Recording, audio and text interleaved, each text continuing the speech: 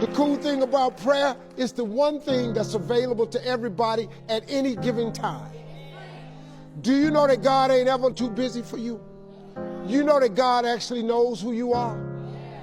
Do you know that God actually created you to converse with Him? Do you know that God would actually love to hear from you? Do you know that I like talking to Him even when I don't really need nothing? So when I do need something, I don't want to have to introduce myself to Him. Put God first. Put God first in everything you do. Everything that you think you see in me, everything that I've accomplished, everything that you think I have, and I have a few things, everything that I have is by the grace of God. Understand that. It's a gift. I've kept God in my life and it's kept me humble. I didn't always stick with Him, but He always stuck with me. So stick with Him in everything you do. I also believe that God reveals His love to us through legacy. Because there are things that you go through in life and you don't understand why, but it was for your legacy. There are lessons you can impart to your children, to your grandchildren. And in the moment that you went through it, you have no clue why I went through this.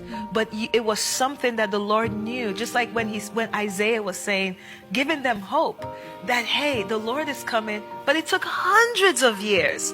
But He was not just speaking to the people, but that you might be going through something now that your children's children, they will know the Lord.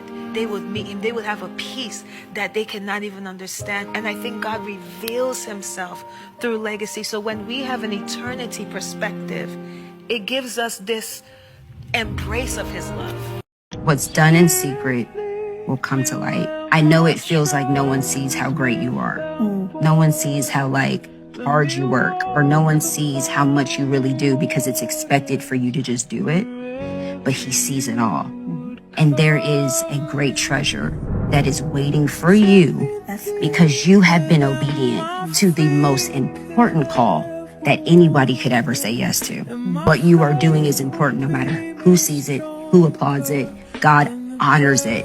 Just know that He sees you and He hears you. And when you're in the closet crying, and when you're in the shower crying, and when you don't feel like you've done enough, He sees you.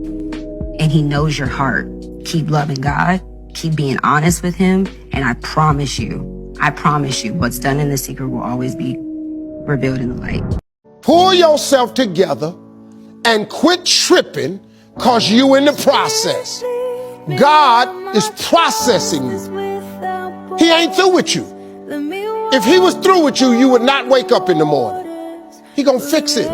Everything is wrong. First of all, let me tell you this right here. Why are you tripping? I look back on my life at all that I've been through.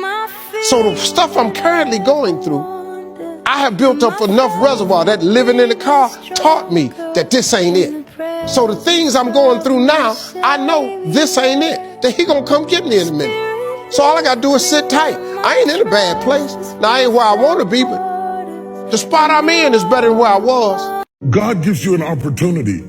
And what you do with that opportunity is your gift to Him. Got it. You understand? When God gives you an opportunity, instead of just jumping on the opportunity, you're supposed to see what it can be. God never made a chair. In all of His years of being God, He's never made a chair. He's never made a table. He just made a tree. And the rest of it was up to us. Right. When God hands you a tree, imagine a table, a chair, imagine a wall in a room, imagine a log cabin, imagine what it can be, imagine what it can be.